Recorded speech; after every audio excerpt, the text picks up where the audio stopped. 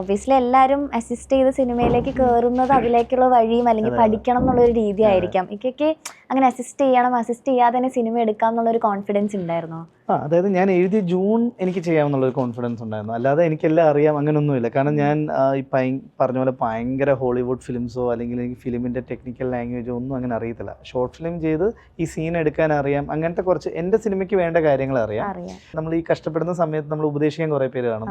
അവർ പറയും, നീ എന്തിനാ ഇത്ര വിഷമിക്കുന്നത്, ഇന്നയാൾ ഇത്രയും വർഷം എടുത്ത് ഡയറക്ടർ ആവാൻ, ഇന്നയാൾ ഇത്ര എടുത്ത്, അപ്പോൾ പിന്നെ നിന്നെ സമയം വരും. മോട്ടിവേഷൻ എന്ന് വെച്ചാൽ വേറൊരാളുടെ നെഗറ്റിവിറ്റി അല്ലെങ്കിൽ ഫെയിലിയർ പറഞ്ഞാണ് നമ്മൾ മോട്ടിവേറ്റ് ചെയ്യുന്നത്. ആദ്യമൊക്കെ നമ്മൾ എല്ലാവരെ പോലെ ഞാൻ വിഷു, പിന്നെ ഞാൻ വെച്ചു ഞാൻ എന്തിനാ ഇത് കേൾക്കുന്നത്, എനിക്കിപ്പോൾ ആണോ, എനിക്കത് വെയിറ്റ് ചെയ്യണ്ട. കാരണം എൻ്റെ ഈ കഥ ചെയ്യാൻ എനിക്ക് ഒരു കോൺഫിഡൻസ് ഉണ്ട്, അത് ഞാൻ നോക്കട്ടെ, ബാക്കി നമുക്ക് വരുന്നിടത്ത് വെച്ച് കാണാമെന്ന്. അങ്ങനെ ഞാൻ ഇറങ്ങിയത്. ഞാൻ ആലോചിച്ച ജൂൺ കഴിഞ്ഞ് മധുരം ചെയ്യുമ്പം ടെക്നിക്കലി അല്ലെങ്കിൽ സ്ക്രിപ്റ്റ് വൈസ് അല്ലെങ്കിൽ നമുക്കൊരു ഗ്രോത്ത് വേണം. ഞാൻ വേറെ ആരുടെയും സിനിമ വെച്ച് കമ്പയർ ചെയ്യാതെ എൻ്റെ വർക്ക് എന്താണോ അത് ഇങ്ങനെ പയ്യെ കമ്പയർ ചെയ്ത് സൈഡിൽ കൂടി ഇങ്ങനെ പോവാ. ഇത് തന്നെയാണ് ഇപ്പോഴും നോക്കുന്നത്. വേറെ ഒന്നും അങ്ങനെ കൂടുതൽ ആലോചിക്കാൻ സൈഡ്